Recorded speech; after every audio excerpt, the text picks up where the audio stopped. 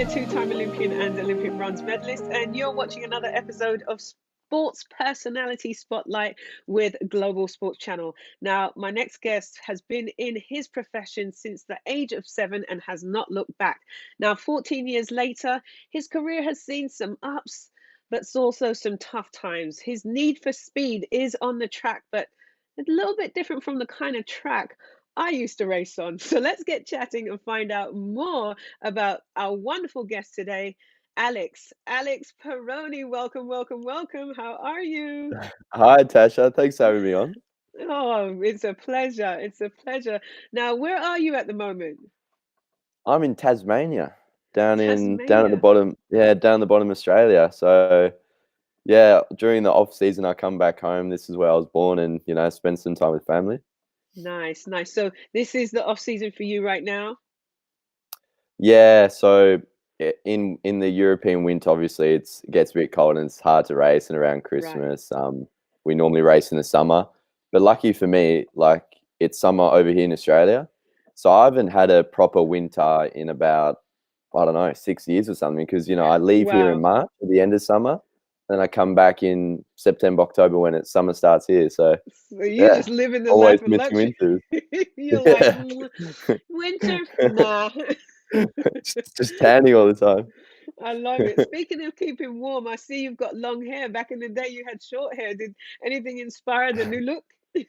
Uh, Not really. I've had long hair since 2016. So since I started racing in cars, really. But Right, I don't know. A lot of people in Australia have it. I know it's a bit weird over in Europe.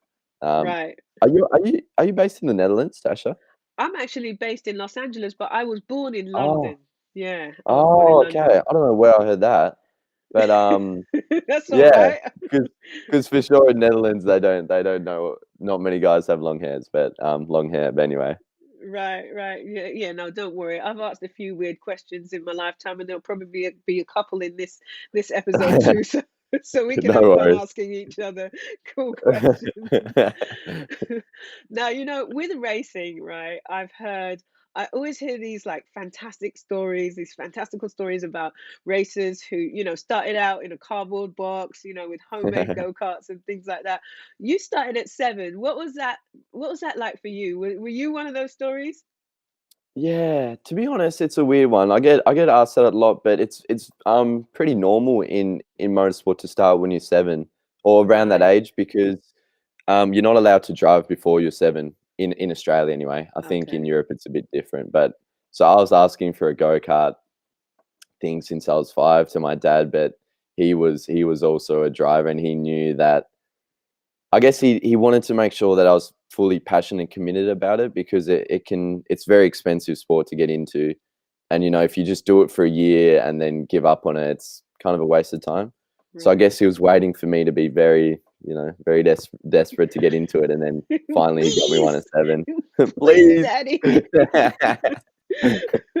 Daddy, please. And was it him that inspired you to want to race? Like watching him, what was it like? You said he raced as well. Did you go to the track and watch him? What was that like?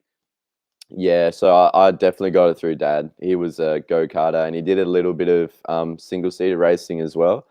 And he stopped before I was born. I just think because because for the money, but yeah, he always was watching Formula One and rally and things like this on the TV, and I'll just sit down. I don't know, at age 3 or 2, just watching it with him, and yeah, just immersed, and watching people like Michael Schumacher. He was my idol growing up. It really got me into motorsport, and I just wanted to race desperately. Right. Let me at him. Let me at put me in, coach. I love that. Now, I read an article that talked about how you and your dad went back to one of your old tracks to kind of, go Mm. back and reminisce. And before you got in the car, you said to your dad, you said, "Dad, got any advice?" And he said, "Stay on the black stuff," which sounds a lot Yeah, like something my dad would say. It just gave me the yeah. impression that you guys have a really cool relationship. How has racing impacted your father-son relationship? Um, it's I guess it's brought us close in some ways, but it's also it's a family affair. It's everyone has to dedicate some bit of their life to it, because it's so expensive, and it's a worldwide sport. You know, in karting, we're already going to Europe, and we had to make some sacrifices, and yeah, obviously in times it's hard, and you fight, you argue, but you always have those good times, and you remember it's all worth it. Right, absolutely. Now, I remember another thing your dad said was that after your races when you were younger, he would take you to get ice cream anytime you did better. So you were like even more inspired to do well. Are you still inspired by ice cream, or is it a little bit Yeah. different now? Oh mate, I'm just in it for the ice cream. I couldn't care less. uh, um, yeah, every time we'd go, because I don't know. I guess being a bit of an Italian family, we were always eating healthy, and didn't get to have treats much. So, and I loved ice cream. So every time, yeah, as you said, every time I'd go fast, we'd go get choc mint ice cream, and that lasted for a while until it was kind of harder to go faster. Right. Um, but yeah, haven't had one of those in a while. Might have to get back into Yeah, man, but don't tell your dad I said it. He'd be like, it. you putting weight on my son. He needs to stay Yeah. away. Oh my gosh. Now, at 16, you actually became one of the youngest Australians to ever compete at the Euro Cup level. Did you feel like an extra pressure now? Because I mean, you're still quite young. That's a big achievement. Was that a lot on your shoulders, or did you kind of take it in stride? Um, it was hard to tell at that time, because I was still learning about cars, and I guess the ladder towards F1, or the top categories, and I was kind of just taking it one step at a time and just aiming to do my best. So I never really felt pressure. And yeah, I just yeah, as I said, just try my best in every race, and it was awesome to win that championship, and then get the wild card to the category above, and get a podium on my first race, which was awesome for me, and that really got my name out there, and it kind of went from step after that. But yeah, I wouldn't say I really felt the pressure at that age. Probably too young. I don't know to even know. Too Yeah, ignorant. Too just living ignorant. the high life. But that first win, I mean, you said it was amazing. I hope they didn't spray you with champagne on the first win. A bit young Oh still. well. My first podium ever in Italy. They don't care. I think we're all 15 and 16 on the podium, spraying Right, champagne and drinking it, which in Australia is a no go. But right. probably in England as well. But yeah, it was. I couldn't. It was my first time ever. And I couldn't open it, and everyone else had finished spraying their champagne, and I still had the bottle on the top of the um, bottle cap on. And Right. dad was filming from the bottom. You can hear in the background him saying, "Oh, turn it, spin it, spin it." And then finally I turn and get it off, and it's just me by myself spraying the champagne on the podium. Well, hey, you know what? At least you got your time in this, your own 15 minutes of fame, spraying your own bottle all over Yeah, yourself. yeah, everyone was looking at me.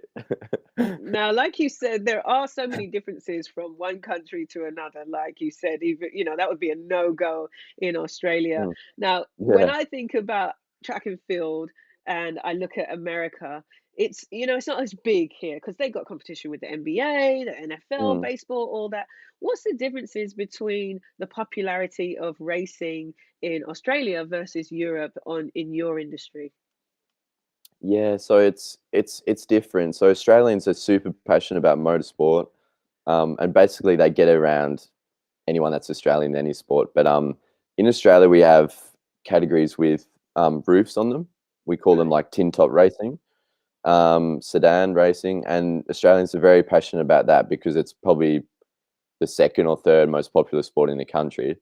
But the kind of path I was taking with the no roof, just one seat, Formula One style cars, they weren't really they didn't know about that much. So it was always hard, speaking to people, trying to get sponsorship and trying to get them passionate about it, because they didn't really know about it.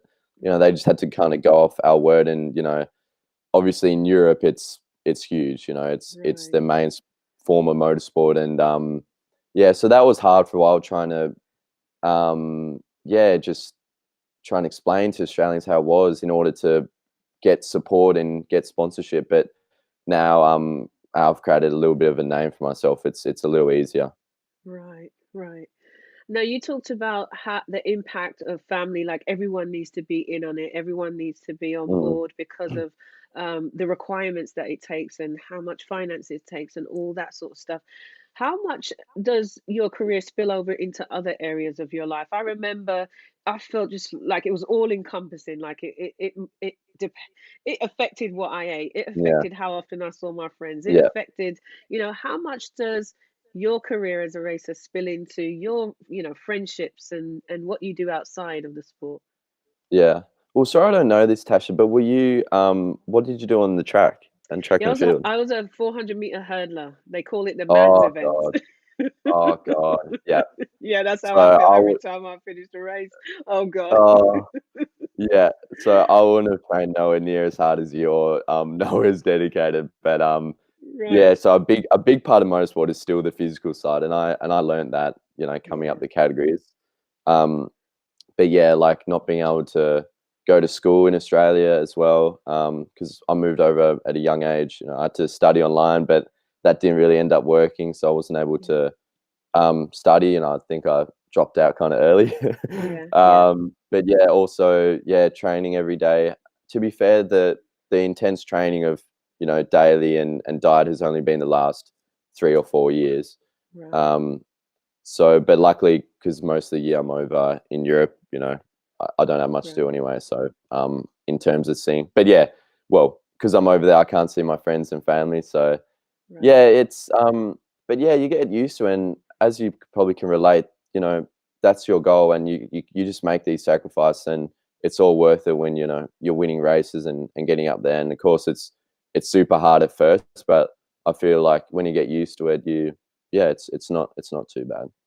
Yeah, well, listen, I know everyone says get your studies, get your education and all that, but Richard Branson dropped out early too, and he kind of has an island Yeah, last time I checked. So, yeah. Well, did it affect your studies or? well, it was because when I was in the UK, it really did because Mm, the setup, the structure, the infrastructure for someone to balance the two, it was just almost impossible. Studying all day and then at 7 o'clock at night trying to get yourself all geared up to have the best training sessions of your life. It yeah, was difficult, uh, but moving to the yeah, US and being in a collegiate system where it's kind of set up so that you can mm, succeed, that really helped. But I know that that is a struggle for a lot of sports that don't, it's not set up like that in your yeah, world. yeah, yeah.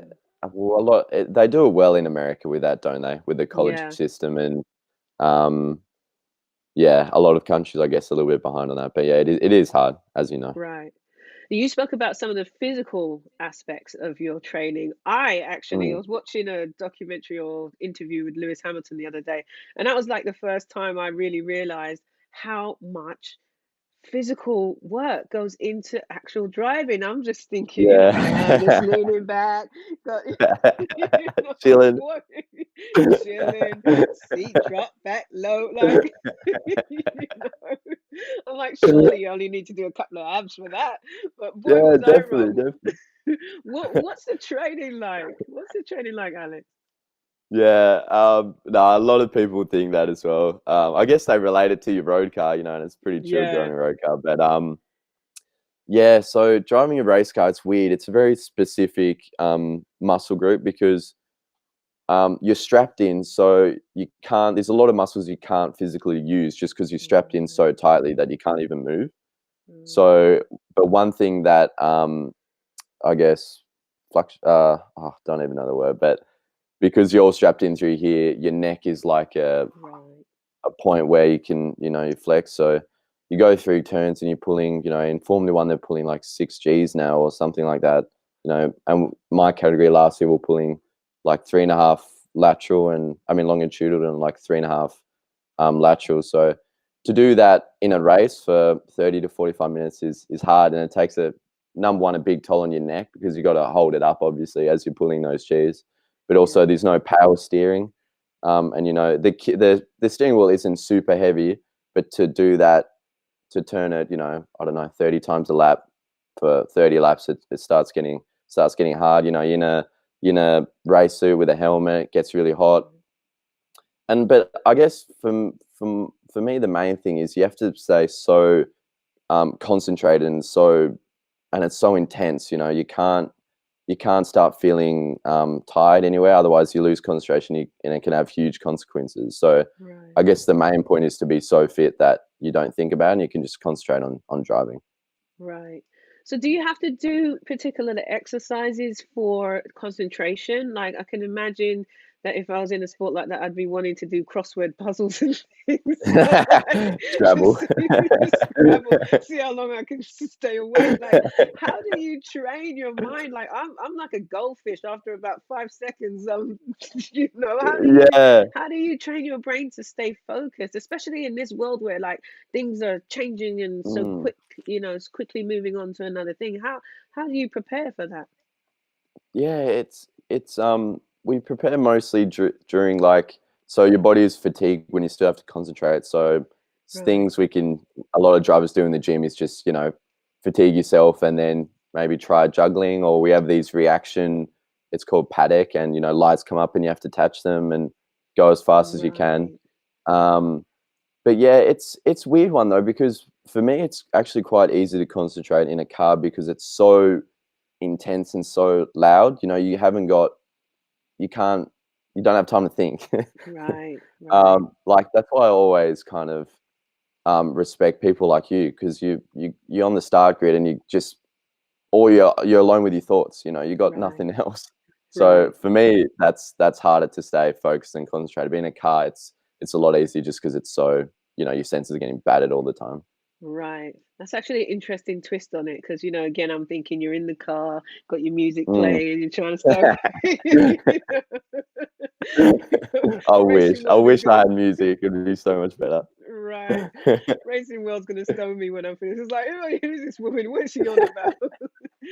Now, tell me, Alex, what's a typical day of competition like? I remember, you know, the nerves at the beginning of the day when I wake up on a Mm, racing day, and especially, you know, after you've eaten and then you got to start getting your gear on, like that moment when you're putting your suit on, can mm. be, you know, can get the adrenaline going. What's a typical day for you like on competition day from the time you wake up? They're long days, and you have a whole day, and you might only be in the car for about 30 or 40 minutes in a day. Right. One race. So, yeah, you wake up early at the hotel, go to the track, and yeah, it's such a long process as well before after you've warmed up and you've got your suit on to actually racing as well.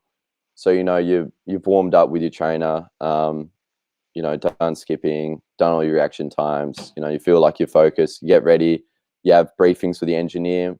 You have team meetings about car setup, about tactics for the race, about how we think the track will evolve, how we think the setup will evolve, things like that. Technical briefings, and then you get in the car, you go to the grid where you go to the pit lane where you just wait again in the car. And that's the worst bit because you haven't got airflow and it's just super hot. And then you go to the grid where you wait again, and they give the 5 minute board, 3 minute board, and it's just the whole time you're just building. The nerves are building, and yeah, you just want to race, and it's just taking so long.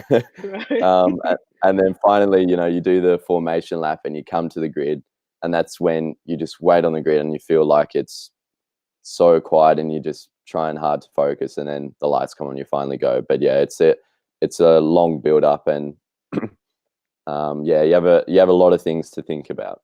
Right. So does that make you nervous, all that waiting? I know I'm the kind of person that just let me go and get it over with. Like the longer it goes Exactly. on, the more my nerves. How are you with the nerves? Yeah, so yeah, I do get a bit nervous. I guess it also depends on where I'm starting or how I feel Mm, about the race. But it's yeah. mostly just anticipation about wanting to race. It's a big Right. thing, and you just want to get going, as you said. And when you start the formation lap and you're actually driving, that's when it all goes away, and you just focus and you're just ready to do your best. Yeah. So yeah, I guess it's a bit easier because we have more time. It's just this one moment, and the start is super important for you guys, especially in 400 meters. Not well, I guess it is. Yeah. Very It's still a important. sprint, unfortunately. Yeah, exactly. So yeah, Right. Now, you mentioned that, there is definitely a difference, as we all know, between driving on the roads and driving in your car. Now, I remember watching a little video of you doing a driving lesson, which was oh hilarious. god. What is it like for someone like you? Because I remember I was sponsored by Jaguar at one point, and we went to the racing track. And Mm, after that mm. experience, I never wanted to go on a regular road again. I just wanted to drive around the world like that forever. Like, what's it like for you driving in a normal situation? Yeah. Well, where did you go to? Did you go to Silverstone to drive? Where was I? We were in Or you London. in So America yeah. maybe? No, I Oh, was in okay, in London. London. I was in London. Oh So yeah, yeah, we cool. went up there. Yeah. Yeah, it's weird. Like I in Australia, well, I'll just come up with this. I guess I failed my test twice Good to on get my you. license. Perfect. Now you're Once truly a for driver. yeah, exactly. Once for not giving way. The second time for breaking a road rule. I can't remember what it was, but Right, right. Surprise, yeah, surprise. because just break your road rule, nothing serious. Nah, but I've learned since then because in Australia, I'm not sure if it works like this in England, but you have to work up hours with your parent or your guardian or whatever in order to go for your license. Right. Um, and because I was overseas all the time, it took me so long just to build up Yeah. these hours. Yeah. And I wasn't in the car. I was in the car long, so I'd get back and just kind of do a few hours and just try and go for this test. And yeah, I didn't really know much about driving on the road or anything, but it's different. And actually, racing has made me more safety conscious on the road. I'd say just Right. because Right. I know what it feels like to crash, and I know what it feels like when you lose control, and it's not nice. Yeah. And obviously on the road, there's so many more consequences. At least on the racetrack, we're super safe and it's a controlled environment. But on the road, yeah, it can Right. it can get a bit hairy. Right. Speaking of that, you did have a really big crash back in 2019. Yeah. What I mean, how scary was that? And were you ever worried after? Like, what injuries did you suffer, and were you ever worried that your career might be coming to an end because of the injuries you may have sustained? Um, no, it was a weird one. It was a weird one. Like you always accept the consequences, whatever sport you're doing, and you're never Yeah. afraid. Otherwise, obviously, you couldn't do it. Right.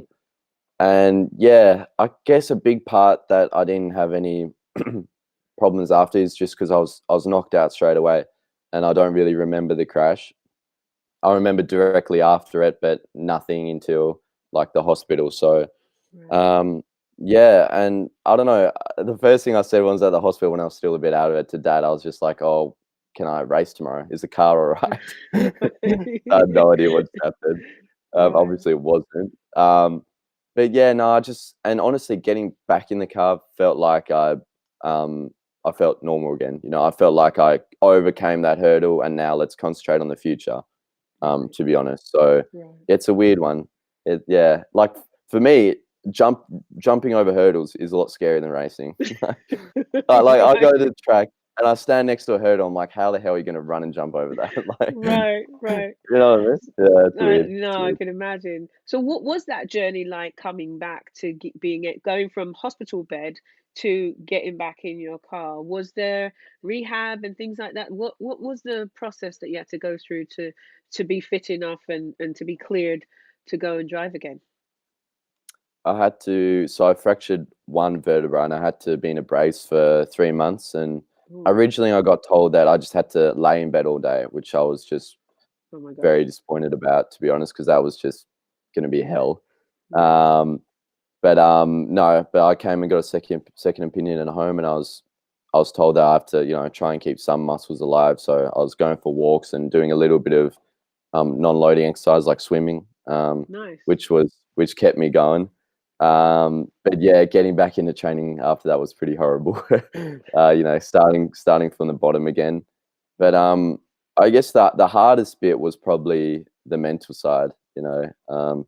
Dealing with the fact that you've had that crash, that I missed out on races, and I thought, who knows, my career could be over now, and what a way to end. but yeah, just builds your character and pushes you forward, I guess. Right. Was there anything in particular that you told yourself that allowed you to, like you said, the mental side, to push those Mm, thoughts away that were worrisome for you and come back stronger? What were you telling yourself during that period of time? Because I think it's so important for other athletes and other people to hear, you know, mm, we don't always have to believe our own thoughts. So what were yeah. you saying to yourself that turned that around and kept you going and kept you pushing forward? Well, I think the main one is just that I was alive, to be honest. Like, I Right. remember coming back to the hospital and seeing it for the first time because I didn't know what happened, and everyone around me was super worried and super panicky, and Right, I right. was just there, like, obviously I was in pain, but I was just like, oh, what's the big deal?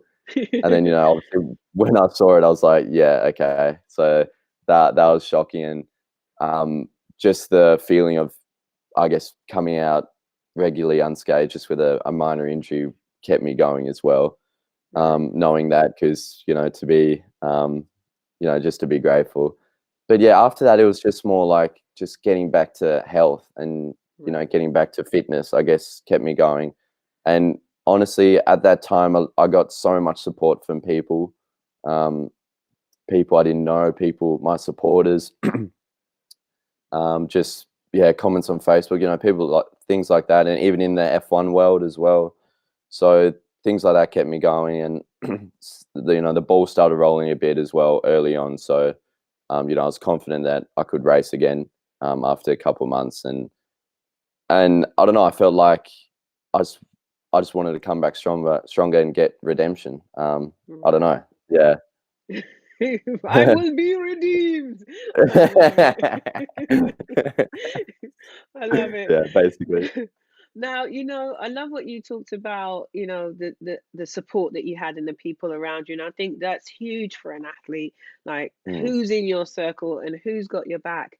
I always liken it to like a tree. You have a Christmas tree, there's a star on top, that's you, and then mm, there's all these branches that hold this whole thing up. for Who's sure. the team players? Who makes it possible for Alex to get on the stand? I know for me it was like nutritionists, sports psychologists, all sorts of things. Mm. What is it? Who's the team players in your world? Yeah, so that's where it's a bit different in motorsport. So, um, I have, I guess for my physical side and I guess my driving, I'd say it's my trainer, Yeah, it's my team, my engineers, my mechanics, the car. But the for me, even to be able to race is because of sponsorship and right, investments, and so people like that are people that really have my back and allow me to go racing. And a lot of them are from my hometown in Tasmania, right, that have been supporting me for almost all my career. So basically, they're just below the star, if not level. Let's right. say so, and Yeah, obviously my family. My dad puts in so much work for me. So yeah, it's different from your side of the sport, I guess. Yeah, right. it's more money based and support. Yeah, absolutely. No, I mean, because honestly, if in a pinch, I could just get a good pair of shoes and see how I go, and that's not the case for Yeah. you. Let's talk about that. Let's talk about the financial side of it. Mm. If you know, I'm sure you do because you're in it, but what is the average that an athlete like yourself would need to maintain, to have their career actually maintain and be able to flourish on a yearly basis? What do you have to kind of generate and bring to the table in order for everything to work and work well? So, if you're going on the road to Formula One, which is the most expensive pathway in Right. motorsport, which that was what I was on in Formula Three. So Yeah. in Formula Three, it was almost 800,000 euros around there, Right. and then for Formula Two, it was like 2 million. That's when it starts getting serious. So, Right. and that's just for 1 year, and you got to think that I've been doing this since I was 7, and Right. from an early age, I've seen my family were able to support me. But when it started getting expensive, we had to look to sponsorship, and yeah, I think every driver would agree with me. easily the worst thing about motorsport. You know, even if you win a championship, there's no guarantee of you moving up because you still have to pay for that seat the next year, no matter who you are. Um, and that's when you start thinking, well, does it all depend on talent and the driver? And the answer is no, unfortunately. You know, you have drivers that get all the way to the top Formula One by just having the budget or having the influence. And obviously the formula is having both the budget and the talent. But obviously that's quite rare and a hard thing to find in motorsport. But it's how it is, and we all got into it knowing it was like that. Yeah, yeah, I can imagine that's quite tough. Like, so I've written letters to ask for things before, and and these were just like little things, like a gym membership, and I was like, Yeah, oh gosh. So I can't imagine, yeah, what you have to go through to, ask people for thousands and hundreds of thousands of mm, dollars. So, that is a tough part of the sport, but also, like you said, it is what it takes, and there's a lot yeah, of work yeah. that goes into to getting to the top. Now, one of the big things, speaking of getting to the top, for a lot of drivers, is racing in Monaco. Now, you have done that. What was it like the first time you crossed the line in Monaco? Yeah, it was sick. It was well, the first year I did it was in 2017, and I think I came sixth or fifth Right. and sixth, I think, during the weekend. So that was a pretty. It was a huge moment racing in Monaco and being there because it's kind of the jewel in the crown for motorsport. It's so glamorous and so ridiculous. Like you're just walking around everywhere and you're like, what? Where am I? Like this isn't the Right. world. You got boats with huge bloody helicopters on them, and you're thinking, Wow. yeah, this is weird. Um, but also the track is just amazing, and racing at a speed where one mistake you're in the wall and you've destroyed the whole car is such a exhilarating feeling. And to come back the next year and to win it was just amazing. It's probably still today one of my best moments in my career. And yeah, it was cool. And yeah, to do it at Monaco was just amazing. So, would you say that that's your favorite track, or is there somewhere else that really holds your heart? I'd say it's my favorite track. Right.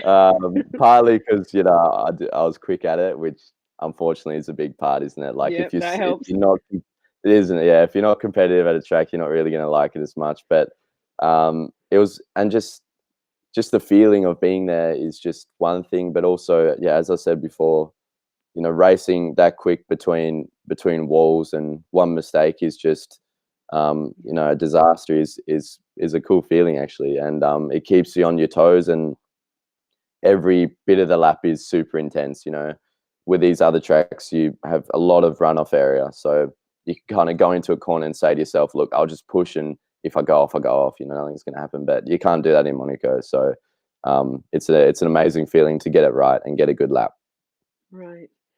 Now, you were able to get in the top 10 in the Formula Renault back in, I think it was 2018, right? Was it 2018? Mm. Yeah, Yeah. 2018. Yeah.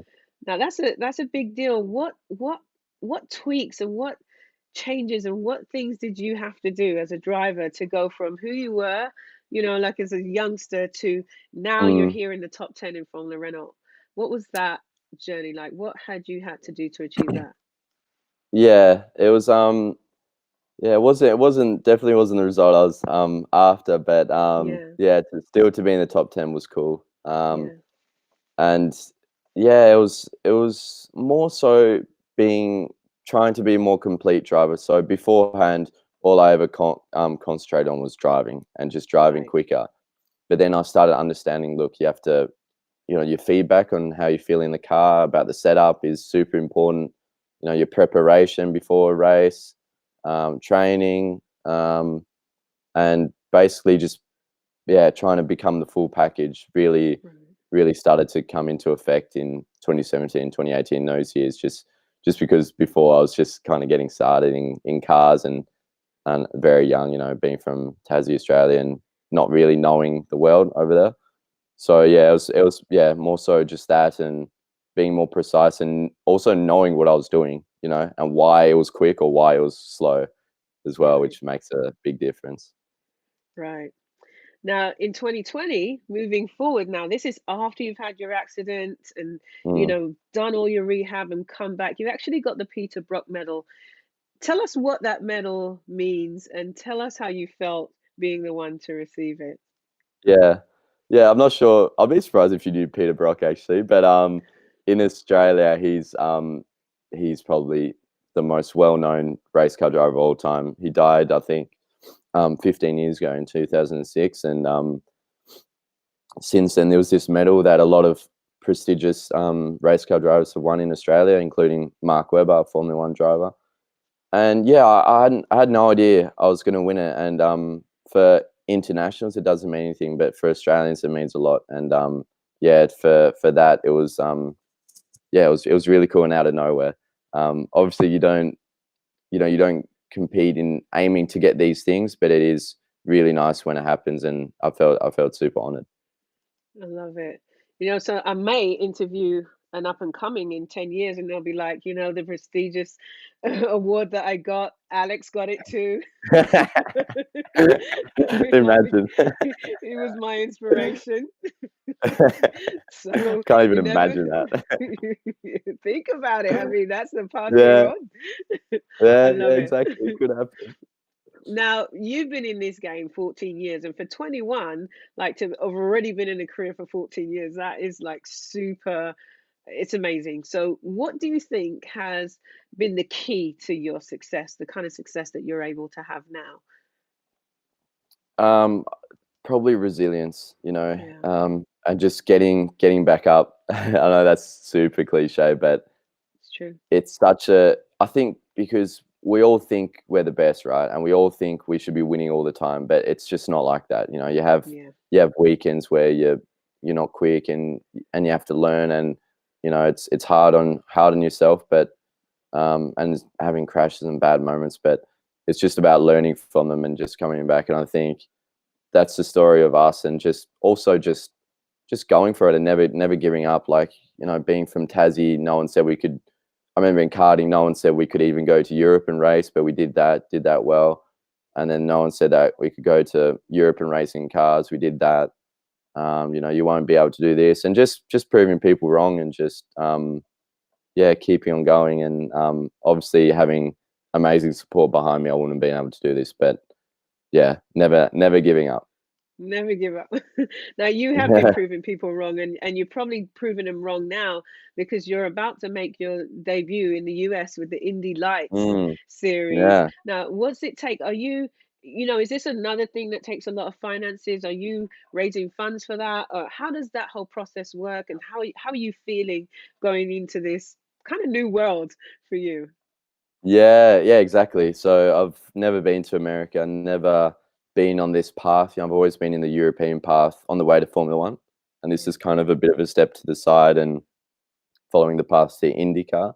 And right. yeah, it's gonna be super different. Really excited, and yeah, we've raised most of the funds, and we're still working towards that. But we've signed the contract, and it's all done. Right. And yeah, I don't know. Can you give me any advice on America? It's gonna be weird. Stay on the black stuff. Stay on the black stuff. Do they have chocolate mint ice cream? Like, Yeah, they do. And if all you're right. over here, if you're in my area, I'll get you some for sure. Thanks. I love it. So, what are some of the learning curves? Like you said, there is a difference. There is a transition. Like, what are Mm. some of the learning curves in terms of the circuit, the cars? How do what are the things that you have to adjust, the things that are different from what you're used to? Exactly what you said. The circuits and the track, and I guess also being in an American way of doing things, which I Right. think you would have had to adjust to as well. I'm guessing if your trainers and stuff, if your team was American, but in Australia, similar to England, we have a very way of doing things, Yeah. and American have their way. So that's going to take a bit of time to get used to, but in Europe, I've been racing on the European circuit since 2015, and I've been racing on similar tracks for those 5 years. So by last year, there wasn't really a track I hadn't been on, Right. um, and also I got used to living over there. So new tracks, new car, new way of working with a team. Yeah, it's just going to be a whole a whole vast array of things. And I just my eyes would just be, what's the word? Eyeballs would be on the end of a something.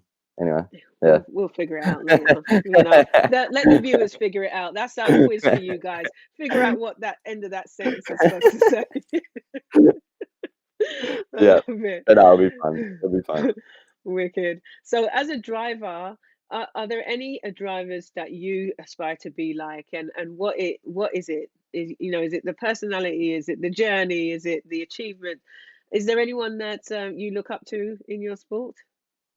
Um, from an early age, it was Michael Schumacher. Yeah, I was a crazy Ferrari fan, right. and I was always watching him on TV. And Dad, was also pretty crazy about Ferrari as well. So I Right. kind of got into that. But lately, people like Daniel Ricciardo in Formula One, who's got that really crazy personality, Yeah. really nice guy, really genuine, but also on track he's cutthroat and really quick, which is basically how I aspire to be.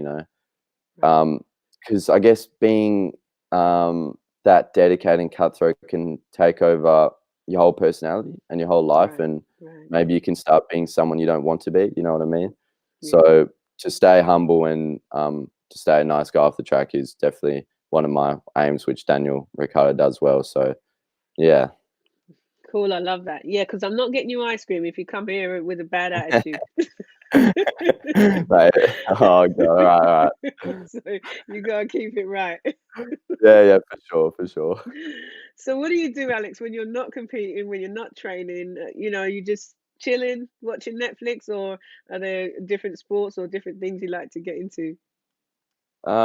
In Australia, it's I do, yeah, when I'm not training. I guess I'm mostly catching up with friends, Nice. family as well, which I don't get to see for about 8 months of the year. Wow. So when we get a bit of downtime, so can focus on that and just having fun really. And Love it. then yeah, back into training. I like to do rock climbing and tennis and surfing as well when I'm down here. But yeah, when I'm over during the season, there's not really much I can do. I'm usually by myself. So Right. if I'm not training or racing, and yeah, as you said, just chilling, just binging Netflix or something. Right. Well, you'll have to, if you when you're in the US, if you come to California, you're definitely gonna have to get a surfboard and have a go out here. I'll watch Yeah, for because, sure. they say black people don't swim, so I'm kind of trying to stick with that. Yeah. So you surf? No, that's why I'll be watching you from the Ah. from the shore. Not at all. I guess it's not really swimming, is it? So Yeah, yeah, exactly. So have you thought about what, I mean, it's early days for you yet in your career. Have you thought about what you'll do after though? Oh no, no Right. way. Yeah, no, I haven't, to be honest. I guess I'm still trying to make it. Yeah, yeah. Uh, and yeah, I guess we'll go from there. But no, I haven't. I've never been asked that question either, so that kind of had me a bit stumped. Hey, that's a goal of mine sometimes to see if I can answer you Yeah, something you've never been asked. But we're kind never of been asked twins that. because I had no clue what I wanted to do after, and some days Mm, I still feel like I don't know what I want to do. So, yeah, so, so don't yeah. stress Well, it too much. and it's short, isn't it? It's not a Yeah, long career being a sports yeah, person, being an yeah, athlete, yeah, yeah. which is the Exactly. downside. But you don't think Yeah, about that, do you, when you're coming up? You just always concentrate on getting to the top. And exactly. I guess you got there and you were like, now what? Yeah, exactly. That bubble pops when it's time for retirement. You're like, oh, there's actually more life to live. Yeah, yeah. you know. How So did you go with that? Did you enjoy it, or did it take you a while? Were you honestly, unhappy or? honestly, I went through a depression stage. I went through a lot Mm, of stuff. I went through, quite a few years of feeling a little bit lost because I, like you, started young. 15 is young in my world. And so I had been doing it for 20 years. So it was literally all I yeah, knew. It's what I went to school. I yeah, was given a scholarship for it.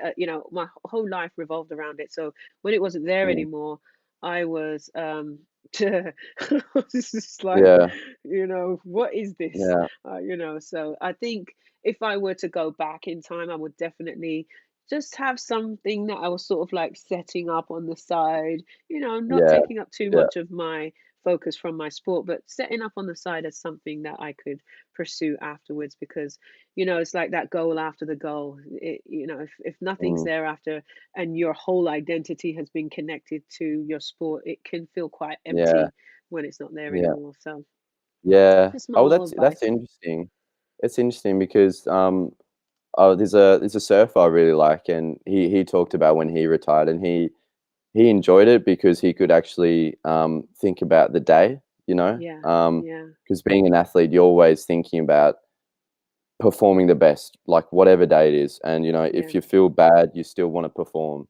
You still want to, Wow. you want to feel better. And why aren't I feeling good? And when you feel good, you just want to go as hard as you can. So I Right. guess he enjoyed that. He was able to wake up and just take a day. If he was feeling good, he would go for a surf. If not, um, Yeah, yeah, he would just chill. But exactly. obviously, people react different, and I guess it's different from a surfer to a track and field athlete as well. Right.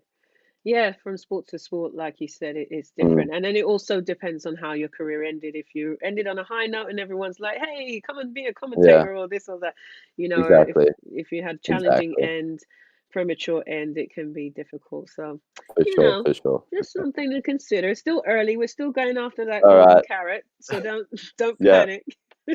Okay. Yeah. Now, Yeah. Alex, if I was to interview in 5 years' time, what would you want to be able to tell me had happened in your life? Ooh. Gets me Another excited. juicy one. I'm getting Oprah on you, boy. um, no, I don't know.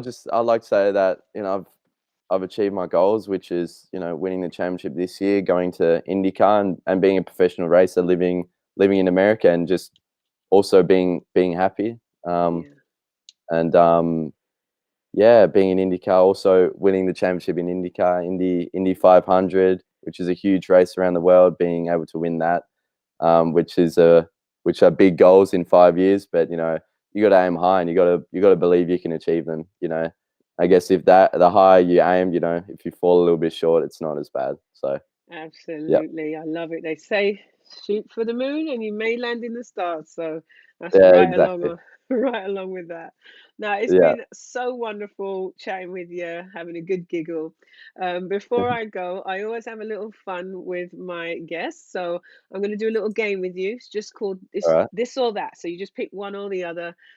Okay. Okay. All right. So All right. long Is hair there a or wrong short? answer? No such Oh, thing. long, long, long, long. Long. All right. Android or iPhone? iPhone. Sorry. Fruits or veg? Veg. Oh, nice. In the car or on the couch? In the car. I had a feeling you might say that. And final question, Alex. What would you want the world to know? Another Oprah moment. Oh my god.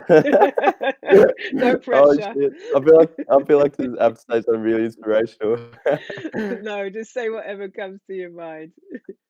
What would I like the world to know? I don't know. That